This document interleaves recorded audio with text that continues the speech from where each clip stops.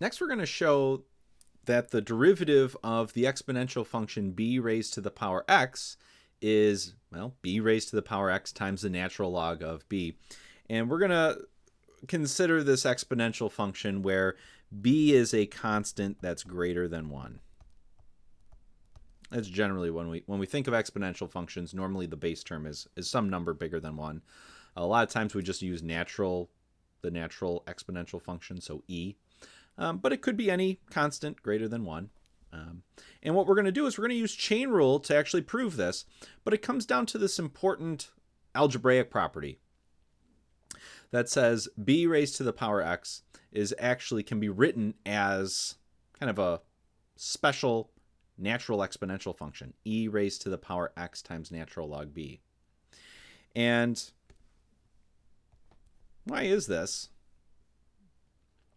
Well, it comes down to a few special properties about the natural log function.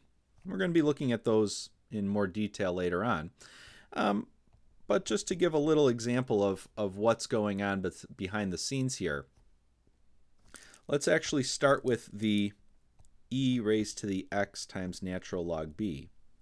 We can take this x, and this is a special property of the log function, is when we have a number in front of the log function, we can bring it actually inside the log function, and it becomes an exponent on whatever you have inside the log function. So when we bring that in, we can kind of take this little x, and we can actually bring it in, and it's going to become an exponent on the number b that's in there.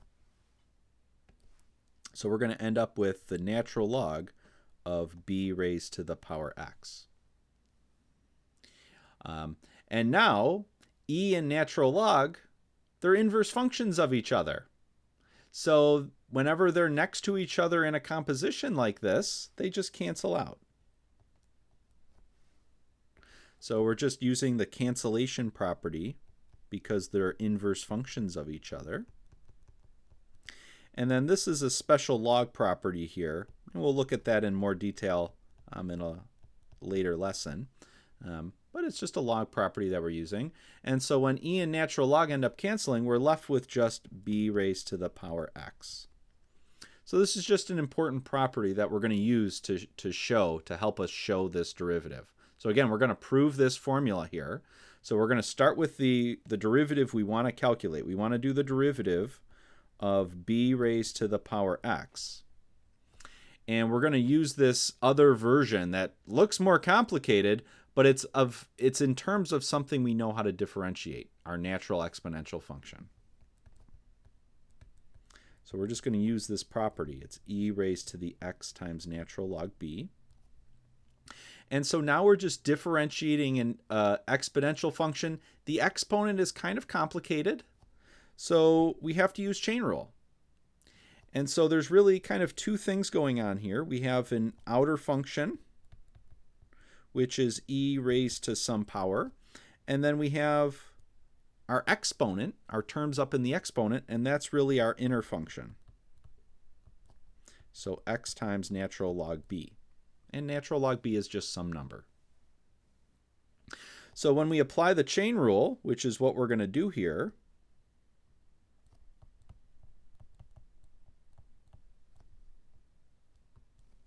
how chain rule works is you start by differentiating the outer function.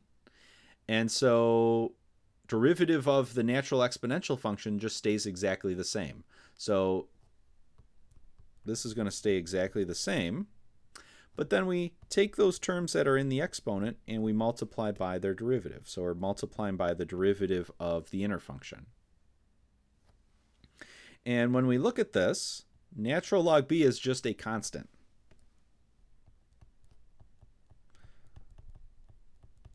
So if this was like 2 times x, the derivative of 2 times x would be 2. So instead, we have this fancy constant, natural log b times x. But it's the same idea. The derivative is just going to be natural log b.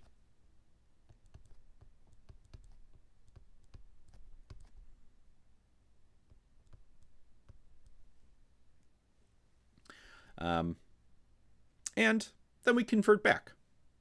So this e raised to the x times natural log b, kind of complicated looking, and we just reverse back. So we know that's actually equal to b raised to the power x.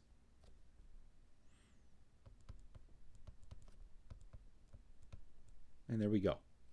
So the derivative of the exponential function b raised to the power x is b raised to the power x times natural log b.